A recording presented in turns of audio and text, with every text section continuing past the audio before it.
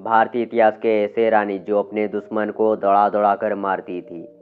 इनकी बहादुरी और किस्से आज भी सुनाई जाती है, जो कि कहा जाता था कि अंग्रेजों को दौड़ा दौड़ा कर मारती थी, जिन्होंने मात्र 23 वर्ष के आयु में ही ब्रिटिश साम्राज्य के सेना से मोर्चा लिया और रण क्षेत्र में वीरगति को प्राप्त हो गई। दरअसल दोस्तों, हम बात कर रहे हैं रानी लक्ष्मीबाई की। लेकिन दोस्तों, इतनी बहादुर चतुर रानी को किसने मार दिया, सब कुछ बताएंगे। बने रहिएगा वीडियो के एंड तक। उससे पहले चैनल पे नए हो तो वीडियो को लाइक एंड चैनल को सब्सक्राइब करना ना भूलिएगा। लक्ष्मीबाई का जन्म 19 नवंबर 1828 को मराठा ब्राह्मण परिवार में हुआ। उनके बचपन का नाम मणिकर्णिका थी, पर घर वाले उसे प्यार से मनु कहकर भी पुकारती थी। उनके पिता का नाम मोरोपंत और माता का नाम भागीरथी थी। उनके माता पिता महाराष्ट्र से संबंध रखते थे। जब लक्ष्मीबाई मात्र 4 साल के हुई तभी उनकी माता की मृत्यु हो गई और उनके पिता मराठा बाजीराव के सेवा में थे। माता के निधन के बाद घर में मनु की देखभाल के लिए कोई भी नहीं था, इसीलिए पिता मनु को अपने साथ बाजीराव के दरबार में ले गए। वहाँ मनु को सब पसंद करने लगे और मनु को शास्त्रों के शिक्षा के साथ साथ शस्त्रों की भी शिक्षा दी गई। और 1842 में मनु का विवाह झांसी का राजा गंगाधर राव के साथ हुआ। शादी के बाद इनका नाम बदलकर झांसी की रानी लक्ष्मीबाई कर दिया गया। अंग्रेजी हुकूमत से संघर्ष के लिए रानी लक्ष्मीबाई ने एक सेना का गठन भी किया। इस सेना में महिलाओं की भी भर्ती की जाती थी और उन सबको युद्ध की कला भी सिखाया जाता था। रानी लक्ष्मीबाई की आम जनता ने भी रानी को पूरा साथ दिया। रानी लक्ष्मीबाई की हमशक्ल झलकारी बाई को सेना में प्रमुख स्थान दिया गया। रानी लक्ष्मीबाई की बहादुरी की किस्से बचपन से ही थी। वह बड़े से बड़े चुनौतियों को भी बड़ी समझदारी और होशियारी से सामना कर लेती थी। ऐसे ही एक बार जब वो घुड़सवारी कर रही थी, तब नाना साहब ने मनुबाई से कहा कि अगर दम है तो मेरे घोड़े से आगे निकल कर दिखाओ। फिर क्या था, मनुबाई मुस्कुराते हुए चुनौतियों को स्वीकार कर लिया और नाना साहब के साथ घुड़सवारी के लिए तैयार हो गई। और नाना साहब का घोड़ा तेज गति से भाग रहा था, वहीं लक्ष्मीबाई का भी घोड़ा पीछे नहीं रहा। इस दौरान नाना साहब ने लक्ष्मीबाई के आगे निकलने का कोशिश की, लेकिन वो असफल रहे और इस रेस से नाना साहब घोड़े से नीचे गिर गए।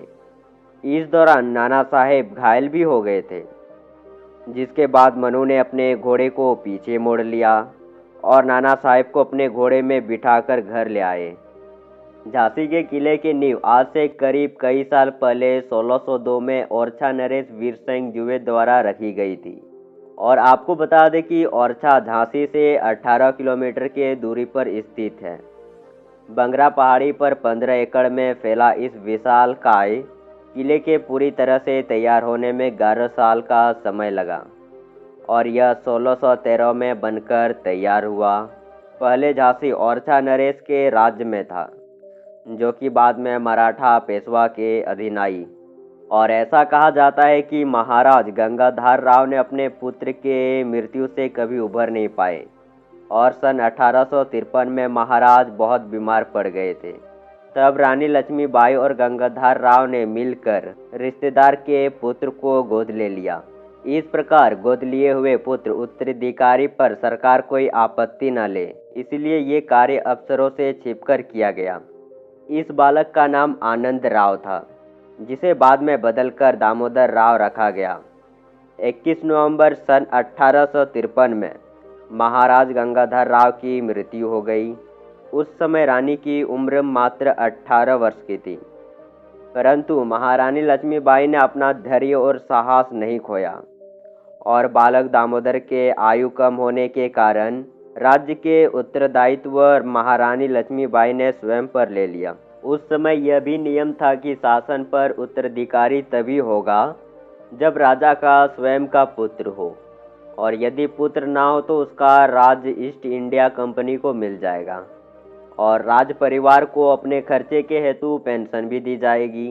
ब्रिटिशों ने महाराज का मृत्यु का फायदा उठाने का कोशिश किया।